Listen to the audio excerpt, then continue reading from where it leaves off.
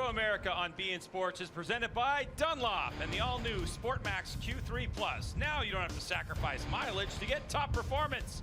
Dunlop Q3 Plus, and powered by Kawasaki. Let the good times roll.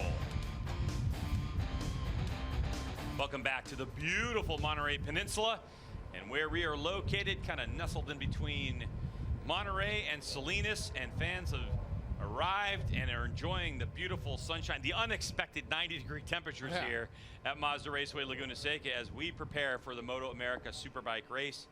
And Jason, there's a lot of questions left to be answered right now because Tony Elias has had his way so far, but hasn't quite felt comfortable on the motorcycle all weekend. Well, last year, if you remember, Greg, this is where he got his famous nickname.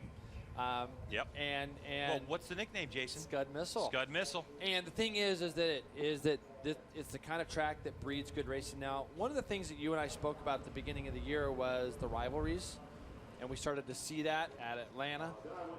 Cameron and Tony had gotten into it a little bit, and it kind of carried over to VIR. As you look at our grid here, Roger Dunlop starting grid, Roger Hayden on pole, Josh Hayes, Tony Elias there on row 1. Second row, Josh Herring, great job for the Mean Motorsports rider to put himself fourth. Cameron Beaubier, Matthew Sculpts, the first of our Superstock contenders there in row 2. On back to row 3, you got Danny Essig, who has found some speed this weekend by going back to some basic settings. Sylvain Berrier doing a great job coming back from his big crash and injury at round 2 in Atlanta. To put himself where he's at. Kyle Wyman outside of row 3. Then we got Jake Lewis, Bryce Prince. And a surprise. And Bobby Fong. And we'll talk more a little bit about those two guys on the back there in that row. Then you got Jason DeSalvo. Good to see him still running around on the Scheibe Racing BMW. Hayden Gillum. Anthony West, who we saw in that little preview just now, jumping on a plane to be here. Thomas Puerta taking the place of Jake Gagne, who's riding World Superbike this weekend. Cameron Peterson back on the bike again for Aussie Dave, ADR. Tyler O'Hara, one of our AFM contenders from up in this area. Max Flinders starts row 7 with Sebastian Pereira 7th, Barrett Long 8th. Jason Lauritsen on row 8. And then we got Sam Federico and Roy Holster on row 8. And all the way back in row number 9, Matthew Orange, Kurt Feigl, and Steve Morris. Yeah, Zoomer's back there, back in row 9, qualifying. So the thing is, Greg, is that we've got a big field this weekend. We got a big group of guys. And the thing I'm starting to think about is those first 3, 4, 5, as they get away, there could be a number of things that go on here. Last year we saw the top 3, 4 guys really going after each other, and Tony had, this is where we said Tony changed the climate of our sport because he was able to just let the brakes off and go straight to the inside of the corner. Well, Jason, let's talk about the Kawasaki keys to the race. JP's keys to the race. What do you think? Well, I think the first thing is, can Raj turn pole position into a race win? We heard Hannah asking that question of, you know, we've had a really good run of pole positions, and I'm sure Raj is tired of hearing, what do we got to do to get through to that next stage? I think the second thing I got to look at is Josh Hayes. He's back on the gas this weekend. I think he was a lot more injured than we thought he was at Miller, and for him to be able to come back and show the form he showed this weekend, he's done very, very well. He's been fast all weekend long, as you see him on the right side of your screen there, or left side of your screen, throwing a tear-off off. And I think the last thing that for me keys to the race, we keep talking about the Superstock battle, and if these guys aren't careful, Matthew Sculpts is going to be the guy that's going to continue to run away with this championship because of the mistakes that other guys are making, and it happened again this morning. Both Bobby Fong and Jake Lewis in our 15-minute qualifying session both crashed in turn 11. They're going to have to now come from the 4th row of the grid, and with Sculpts being on row 2, he's got a big advantage. All right, let's go down to Hannah with our Motul last-minute report. Hannah? Jason mentioned just a minute ago, you know, Sylvain Berrier is back, and he actually suffered a small crash yesterday, wasn't feeling too well, but they managed to get one of his new bikes back together in time. So I'm interested to see how he does. He managed to qualify 8th today, which is pretty amazing considering what he's been through the last few months. All right, thanks, Hannah, for that Motul last-minute report. Now it's time for Motul Superbike and Pizzazz Superstock 1000. Red lights go on and off, and we are underway, and here we go.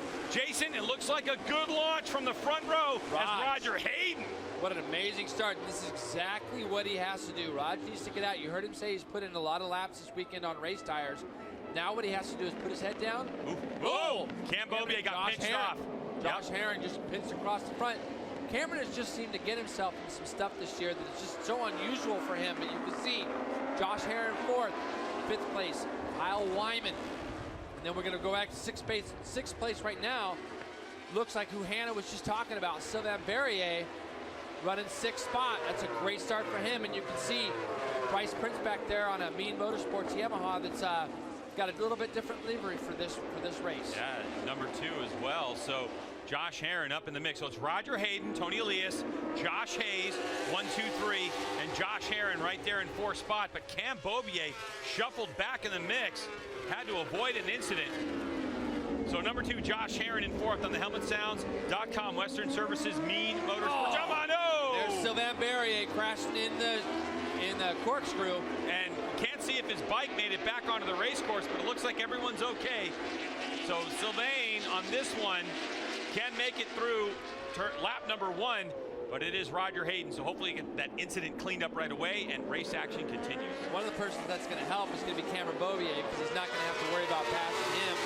But now he's going to have to work on Kyle Wyman back there. These 4 guys are kind of rolling away a little bit right now, and we'll see what Josh Herrin, he's just kind of sitting on the back right now. And yeah, it's good to see Sylvain up and good. And that left shoulder, though, just a little bit. You know, hopefully that's okay. I know he's coming back from a lot of injury. White bike at the top of your screen there, and he's just going to lose the front. You can see it kind of going away from him there, Greg, and down on his left side. And I think you were right on the call. I don't think his bike maybe made it all the way down back onto the track like we've seen some other bikes do, but he's just sliding down through the corkscrew there. All right, so Sylvain out of this one, comes across the track. He will have another try at it tomorrow on that BMW, but back up front we go with Roger Hayden. So a 26.9 for Raj on this first lap, trying to put his head down and make a break. We've seen Roger do this earlier on in the season where he's getting to be really fast on these opening laps, but he's got a bulldog behind him. Tony Elias, man, once he clamps on, he doesn't like to let go. No, and what we're going to be needing to see is once Tony gets there, how long is he going to wait to try to do something? You know, it'd be really good to see Raj get his head down and just keep running these consistent laps like we know he can. And we're going to see how good his bike is in the braking zone. You see Josh Herrin having a look, a little bit of a nibble at Josh Hayes, nothing too extreme there. And Cameron Beaubier the whole time, he's going to have to be running fast laps to catch back up to this, force him here at the front. You can see head turns when they come across that front straightaway. They're taking a look over at their pit boards, getting some information on what's going on behind them, lap times, whatever they choose with their crew. By the way, the fastest lap of the race here on lap number 2 goes to Cam Beaubier in 5th spot. A 25.4 for him as the pace is slowed just ever so slightly up front as Roger did a 25.6, Tony 25.5, and then Hayes a 25.6. So Beaubier just with a couple tenths gone around Kyle Wyman.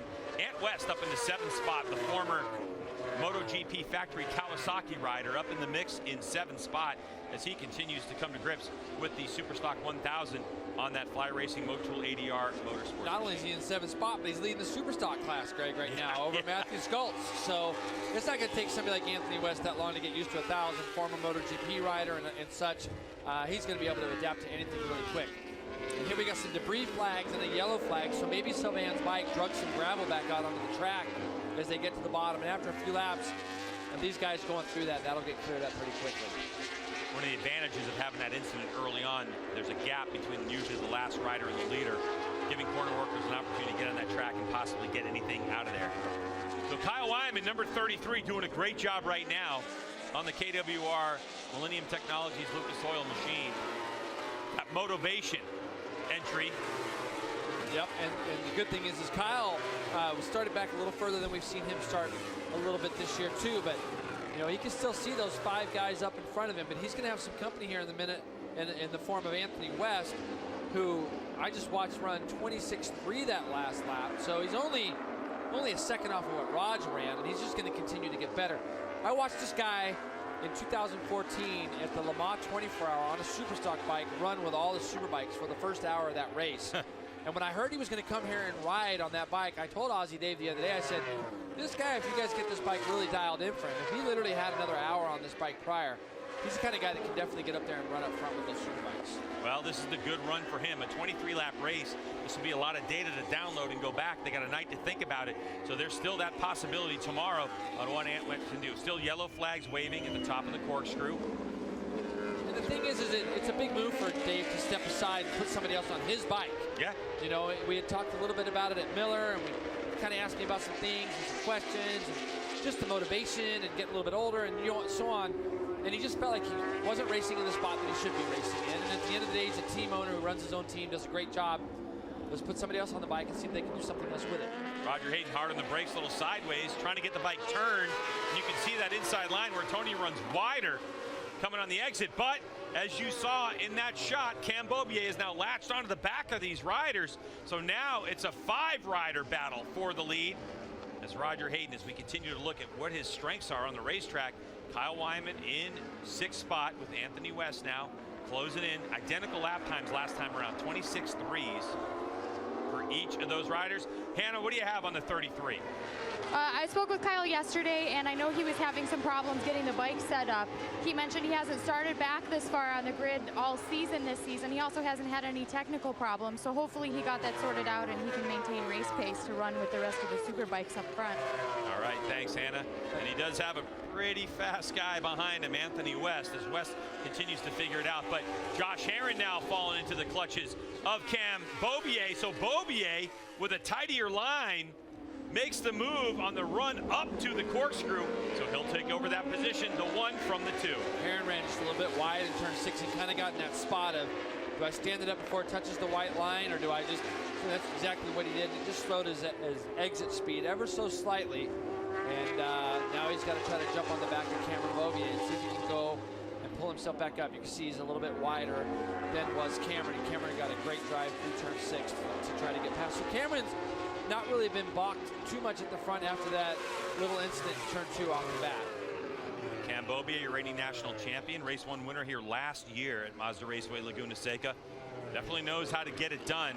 His crew looking on as Josh Hayes just starting to lose a little bit of touch with the front 2.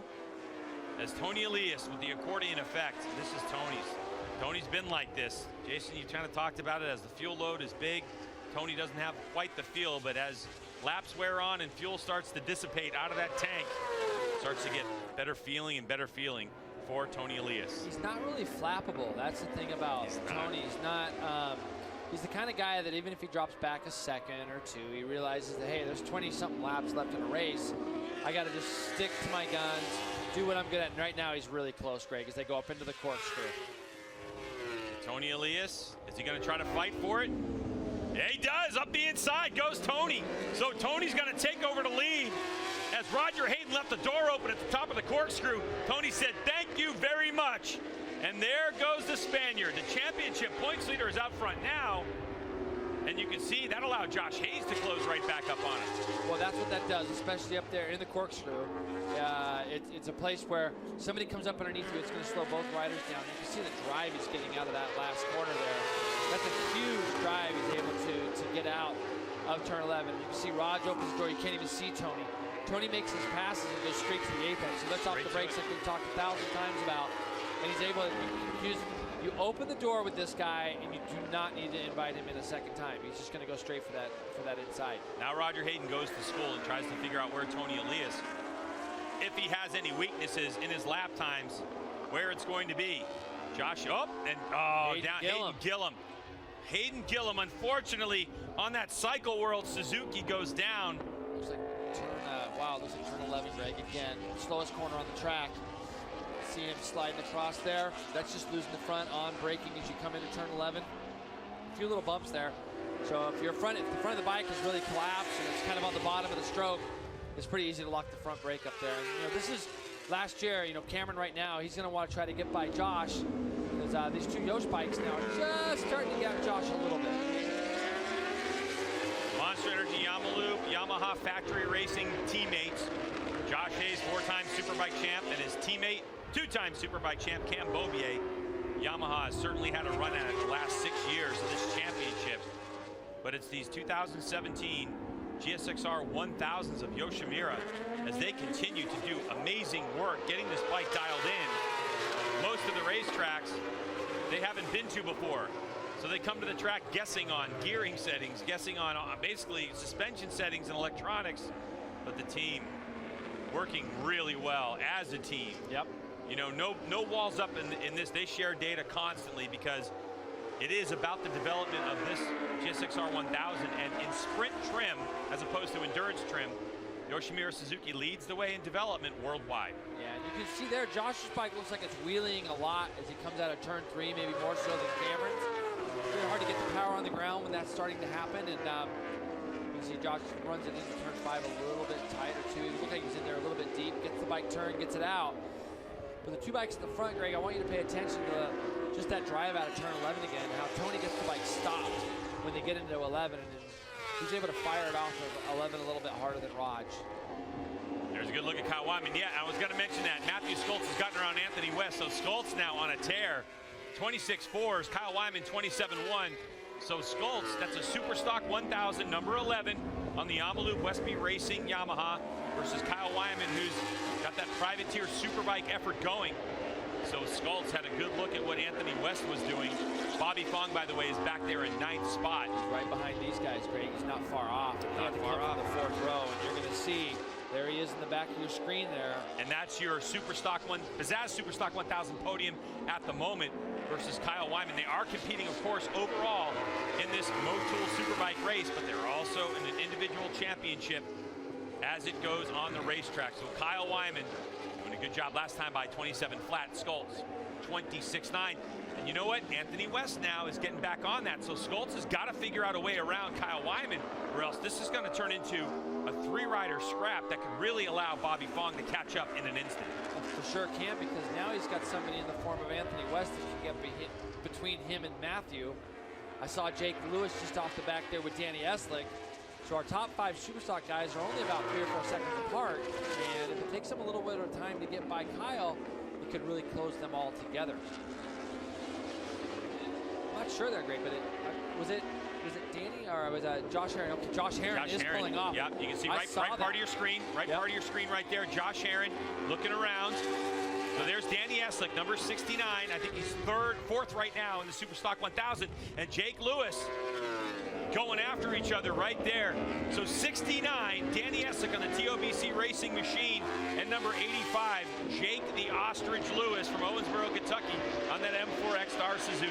Is that what we're going to go with now? That's what I'm going with. We're going to go with that? Yeah, that whole thing started on Instagram, and I'm going with it. Well, he's trying his best right now. You know, he's right now in 2nd in our Superstock Championship as Jake, so he's doing what he needs to do. He is tall. He's doing what he can to try to get by Danny. It's too bad to see Josh Herron pull off. I saw him in our screen there going into turn 5, and I knew it couldn't have been a back marker this early. So hopefully whatever is wrong with that bike isn't too terminal and they can get it back together for tomorrow. Josh Herron in the pits, as we can see on our timing and scoring screen. So if you're a Josh Herron fan, he is in the pits. But Danny Eslick, there he goes. A good run with that new livery on that bike. That bike looks fantastic with that stars and stripes on the top part of the fairing there. But unfortunately, it looks like for Josh Herron, his race is going to be over right up in the mix early on. So that'll do it for the HelmetSounds.com Western Services Mean Motorsports Yamaha. Richard Stamboli, his crew chief, taking a look. So they're going to see what's going on. I mean, if Herron has an opportunity to get back out on the racetrack, he definitely will. Back up front we go. Tony Elias now 0.8 of a second over Roger Hayden. Left part of your screen, by the way, is that running order. The little chiclet you see on the bottom of the ELI in yellow and that orange Roger Hayden, that's kind of an indication. We've asked the riders and the teams, what color would you like us to associate your riders with? So if you come to a MotoAmerica race, you'll easily recognize those riders. As you can see, that neon yellow Tony Elias comes screaming at you. Easy to distinguish these two Yoshimura Suzukis. Tony gets the board. Roger Hayden, his fastest lap of the race personally at 25.1, closes down now to a 0.5 second. So Roger able to get back 0.2 of a second as Cambobier gets a little deep into turn number 2, trying to get around his teammate. He'll go a little wide, and he'll still remain in 4th spot. And his charge is kind of stalled, hasn't it, Greg? He hasn't been able to get by Josh. Yep. And, you know, Josh has kind of held steady with that gap between the two Yosh bikes right now. It's encouraging to see Raj do his fastest lap of the race on lap 10 here. But Tony right now is just setting the pace. You know, Miller he did. He's doing the same thing here right now. Earlier we saw Josh Herron exit the race. Hannah, do you have more? Sounds sounds like he was having problems with the exhaust. It's cracked, so the bike was a little noisier than usual. He thought something might have been wrong. They checked it out really quickly, and he went right back out. Okay, yeah, I mean, well, unfortunately, he's had a couple of problems in the last couple of rounds that makes you a little bit wary of certain things. So when your bike goes a little off song, you start to wonder, well, is there something tightening up in the motor or something going bad? And it was probably more of a precautionary thing than anything else. You saw Richard Stamboli jump over the wall and have a look at it and diagnose the problem really quick. yeah, sometimes those thin titanium exhausts can do that, or even some debris on the racetrack can come up and ping a radiator or whatever, and that happens. Cameron's going to try something here pretty soon, and it could be as early as turn 2 here, because it looked like the last lap he wanted to try something. Here you go, Greg. There he goes, Cambobi up the inside as Hayes left the door open. Can he get a turn? No. Hayes looks right through the corner and holds it nice and tidy. So for a moment, Bobier had it. He thought about it, but he could not get his Yamaha slowed. I kind of felt like that was going to be something that could happen, and Josh knows he's there. Josh had a look over his shoulder in turn 6 on the exit. And Josh, the kind of guy, he's not going to want to hold up his teammate. You can see him right now. He's having another look, and he's yeah, he's just, it looks like he was almost trying to let Cameron go by there almost, you know, and but Cameron's itching to try to get by here to try to do something with those front 2 guys. Josh wants to win the race first. Second, he wants his team to win the race. So if he thinks his teammate Cambobier has a shot and Josh is at his limit, which we know he can get to that limit because Josh loves to push. He loves to push the bike, but he looks like right now he's got nothing left in that setup of this motorcycle. That if he thinks Cam's got a shot to close the gap, I'm sure that Josh would rather have Monster Energy Yamaha on the top of the step than any Yoshimura Suzuki. Correct, and I can see the leaders now already getting into lap traffic. Here comes Cameron, going to give it another go down into turn 11. He's got to control apex speed, which he does. And let's see if he can get out of there and stay ahead. Josh is able to turn it back underneath him, and this is a frustrating time for Cameron. Is he going to be able to, he's a little bit too far back to try to do something in turn 2 again, and even if he does, he's going to run wide. So he thinks better of that, and he's right up on the back of his teammate. Now his next best shot is probably going to be coming out of turn 4, headed towards turn 5. Is another look at Anthony West, Matthew Schultz, Kyle Wyman, and Bobby Fong all coming across the line in that battle for 5th. All right, so Matthew Schultz now by Kyle Wyman. So Schultz will take over 5th overall and lead the Superstock 1000 class. Cam Peterson has pulled off the racetrack, we heard. So here's a pass. You can see Kyle Wyman take a look over his left shoulder, and he knew that that attack was coming. Yep, and earlier on I saw Matthew kind of looking at that potential earlier on about 4 laps ago. He was getting a really good drive out of turn 6. He was able to make the pass. Anthony's been able to kind of stay right there with them. Yamaha Westbury Racing's Matthew Schultz out of South Africa, living in the great state of Georgia and training, having a good run at it here at Mazda Raceway Laguna Seca in the Bazaz Superstock 1000 class. Back up front to the Motul Superbike, and Cam Bobier now has gotten around Josh Hayes, and he is setting sail, going after 2 Yoshimura Suzukis. The question is it too late with 11 laps to go? And is he going to get held up in traffic? Yeah. And you see right now, Tony and Raj are deep in the traffic right now as they come up over turn 2, or turn 1 rather, Greg. Cameron probably made that pass turn 5 of the corkscrew, I would assume. But looks like Kurt Beagle and Roy Holster both. Yeah, Jelly Belly team. Great job for both those guys. Good job. Moving out of the way a little and bit. good job not trying to attack each other either, which we've seen lap traffic do on occasion. So those 2 riders holding their position. Good to see Jelly Belly in the paddock. The great sport beans. Yeah, absolutely. I know that you always walk up here with about 50 packages of them. So. How dare you? And here you go. This was the pass that we could see coming out of turn 4. Cameron Bobier was able to just slide up underneath Josh, hold his line in turn 5, and complete that pass. Josh still on the gas. You can see really that rear end pumping around. And that's even with the newer construction Dunlop tire that Dunlop's provided in the last couple of rounds.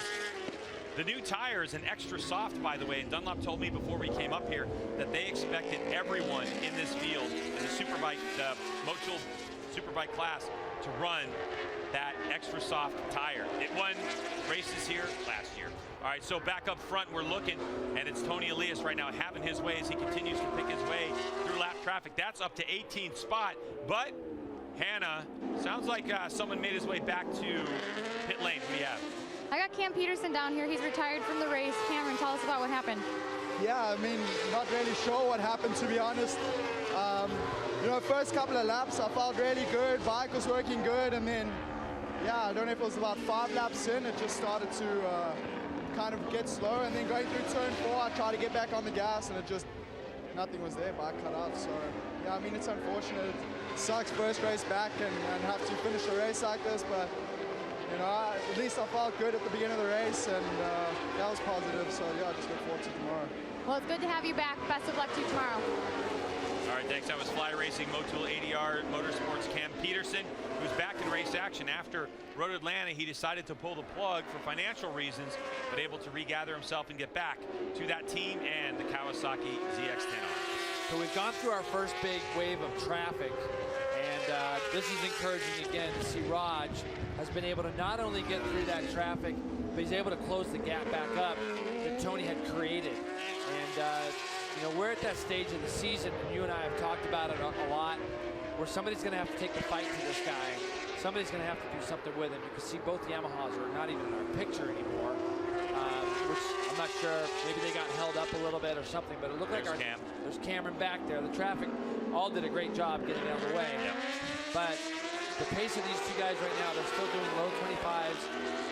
Plus, Jason, it's a lot harder than expected, and Cam had to burn a lot of energy and a lot of tire just to get up to that group, and then he had to fight it out with his teammate for a while. No question.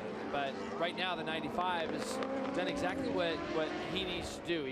He wants to take the fight to his teammate. He knows that right now he's second in the championship, and the only way he's going to be able to make up those points is to do it in big chunks. And a 5-point difference is a big deal. Go back to Bobby Fong here in this big battle between Kyle Wyman, Anthony West, and Bobby Fong. This is the battle for 6th, 7th, 8th, and 2nd and 3rd in Superstock. Can you remember a race this year where Bobby Fong has had a Kawasaki in front of him? Nope, I don't think there has been. He's really been the guy on the Kawasaki, and you see they're coming through Holster also now, and but yeah, it's unusual, but he kind of did it to himself with his little slip off this morning in turn 11. Yeah. It was such an innocent little crash, and there goes Anthony West underneath Kyle Wyman. That was hard on the brakes. You could see the front end of that motorcycle chatter a little bit. Yeah. Ant's not scared. Nope, and now Bobby's got to do the same thing. I wouldn't be surprised to see Bobby Fong try to do something with Kyle up into the corkscrew. Let's see if he can get ducked in there and do something, Greg. Up to the top of the hill, Kyle Wyman gets on the brakes as he snatched that brake lever. I think he's got a little sideways, and I think that was really that half a bike length that he couldn't quite get to really put himself between the curb and Ant West. So Kyle Wyman's going to drop a little bit there. Now it's up to Bobby Fong. Can Bobby Fong do something to get around Kyle Wyman and not let Ant West get away? Because in the way the championship is stacking up for Superstock 1000, Bobby Fong is going backwards this last couple races. And not only that, but he's got Jake Lewis coming, and this is the worst possible scenario for Bobby, because he's got to try to race a Superbike to get by a Superbike in order to get himself back up into that battle for Superstock. And you can see Matthew Scults has just checked out of that little battle. He's gone. Now Bobby's got a guy in between him, which is exactly what Matthew Scults wants. He wants to have another Superstock rider between them. And Bobby's probably going to try to do something with Kyle, my guess. Once they get through this next right-hander, he's got to close up on the back of him and then try to outbrake him going down into turn 5. Right now he's done enough, and just Josh Hayes goes down in turn 5, Greg. Wow, we knew Josh was racing at his limit. We know the way he likes to ride, which is always on the limit, and he pushed it too far. At least that's our assessment right now. So number 4, Josh Hayes, his miserable season continues. And what I mean by that is, as we have a look, he's just in there tight, and I noticed it earlier, and that is generally because there could be a couple of reasons for that. If you have a bike that's not turning, your natural tendency is to try to get into the apex of the turn sooner. And that's a really frustrating thing to see poor Josh down on the ground there, but he's just running it in there tight, Greg, and lost the front. Josh Hayes' season, I can surmise it this way. 1 win, 2 third-place finishes in 11 races. This is going to be Josh Hayes' 3rd, either DNF or DNS did not start. Yep. So it's going to be his 3rd 0-point scoring, including he only scored 2 points in round number 1. So a disastrous day for Josh Hayes. It looks like he's going to be up and okay, but his race now is done, which moves the other riders up. It moves Matthew Scults into 4th, Ant West into 5th. Bobby Fong has gotten around Kyle Wyman as we are coming up on number 29, Barrett Long. So Barrett Long is in 16th spot. He takes a look over his shoulder as blue flags fly. So there you go up to 16th. They've already lapped 16th here, 18 to 23 in the books. And Rogers lost a little time again, Greg. So Yeah. not sure what's happened because they came across the time that last lap and they were both 25-4, 24-5, Yeah, or 25-4. it was only 0.3 of a second last time around. It was nothing really. So he just lost a little something, but see if he can pull that gap back. We'll see if Roger lost it, JP, or if Tony has really started to put his head down a little bit. So we'll see that when they come across the stripe. It's going to be one or the other. 25.5 for Tony and a 25.6. So Tony only a tenth slower, and Roger Hayden did lose some time on that one. So now 0.4 of a second. So only a couple tenths, but still, you know, that's not what Roger wants. He wants to run a very consistent race so he can keep his rhythm, keep his flow, and really get on the back wheel of Tony, because Tony has this thing, Jay, where when it gets down to 3 laps to go here, which we're just getting ready to do, is he all of a sudden is going to just take a deep breath and go a little quicker and dig deep and find something if he's got it in the setup of that GSX-R 1000. The thing about Tony is he's able to alter his lines and his lap time's not changed. And Kyle Wyman, and this is not good. So there was maybe a reason why Kyle was going backwards just a little bit there. Heartbreak Obviously, for Kyle Wyman. Maybe having a problem. Yeah. And you can see him making it's dead. And you can see also right behind that. Thomas Porta was out of the race also. Yeah, as well, filling in for Jake Gagne on that bike. So Tommy Puerta on that genuine Broster Chicken Honda out of the race as well. So attrition here in the heat of Mazda Raceway Laguna Seca, as Cam Beaubier now is having a lone race at it, 5 seconds adrift to Tony Elias and Roger Hayden. So it's Tony Elias, Hayden, this rider right here, Cam Beaubier in 3rd, Matthew Skoltz in 4th, Ant West in 5th, Bobby Fong in 6th, Jake Lewis in 7th, Danny Eslick, Bryce Prince, and Jason DeSalvo on that Hayes Brakes Scheibe Racing machine in 10th spot. There you go. There's a good look at Matthew Skoltz coming at you. Yeah. Hayden Gillen back up on the racetrack by the way, 169. We saw him crash earlier. Yep, and you can see Matthew's got a pretty tidy lead now over Anthony West. About 2.8 seconds the last time they go through, and I think it's grown a little bit bigger this lap. It has to 3.1. Talked to Chuck a little bit this morning. I talked to Matthew a little bit this morning, and he said that he felt very good on race tires. He'd done a couple long runs. You see Hayden just kind of getting out of the way there, but Matthew felt very confident on race rubber this morning that he could just go out and kind of hammer out the laps and run consistent lap times. Well, Hannah's down with Kyle Wyman in the pits. Hannah, what happened? I spoke with Kyle earlier this weekend, and he was having trouble getting the bike set up to how he wanted it. Kyle, you were losing positions a couple at a time. You know, some of the guys got past you and ultimately decided to retire from the race. Tell us about what happened. Oh, yeah, I mean, we finally had the chassis working really good, had a good run going and a good start. About lap 5, the thing just started kind of chugging a little bit up the hill at the front straightaway. And I tried to ride it out, and it just kept getting worse and worse. Eventually wouldn't rev over 12.5 or 13,000, so better to bring it in one piece instead of, you know, leaving a bunch of pieces all over the track.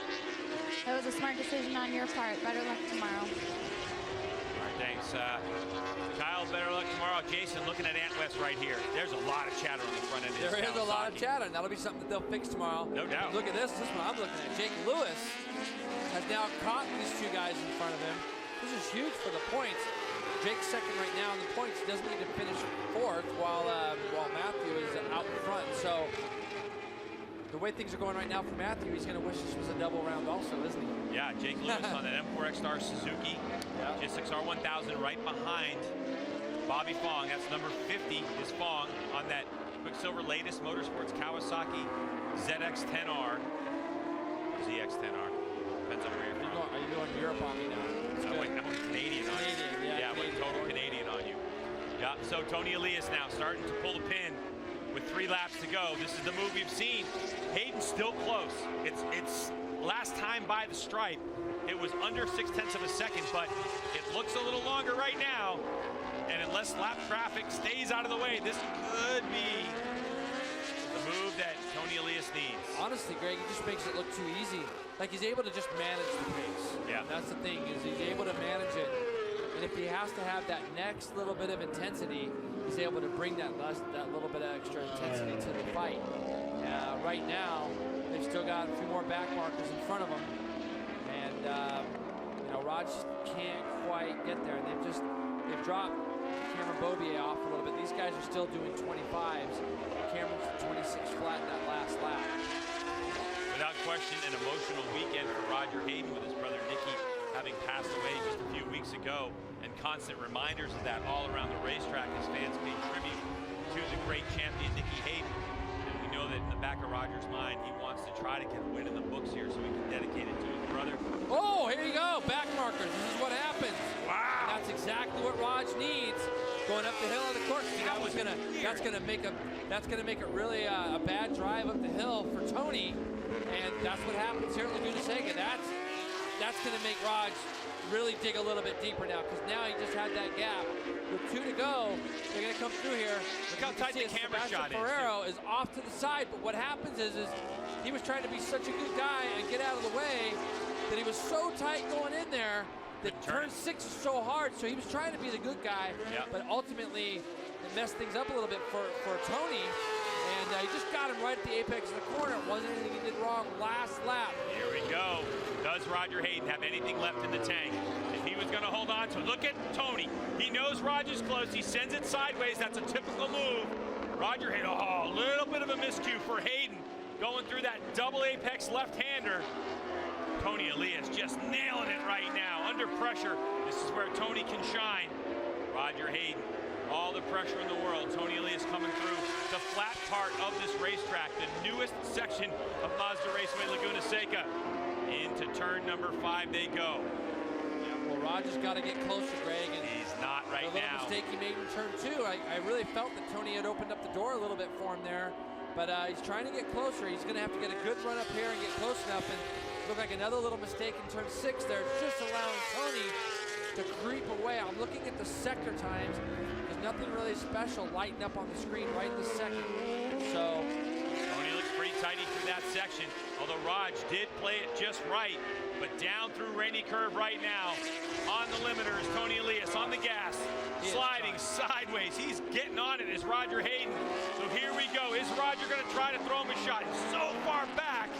It looks like Tony Elias is going to get it stopped, and he gets the gas on. And Roger Hayden, he tried. That was his shot at it. He went deep into turn 11, couldn't do it. So Tony Elias holds on to win his 7th race of the season here at Mazda Raceway Laguna Seca. Cameron got about what he could get out of that ride. You saw him get kind of put off in turn 2 at the beginning of that lap, at the beginning of the race. And here comes your Superstock points leader and leader of the race right now, and he broke well clear of that group. It's a big battle for 2nd, 3rd, and 4th right now going into turn 11. Matthew Stultz, though, is going to come across with the Superstock win for the Yamaha Westby team. Matthew Stultz will take the checkered flag in his 4th win of the season for the Yamaha Westby Racing Yamaha team. And Jake Lewis gets by Bobby Fong at the end. So Fong off the podium in the Superstock 1000. So it'll be Stultz, West, and West.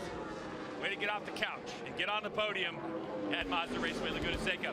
We'll take a break here on beIN Sports. Don't go anywhere. More on the other side.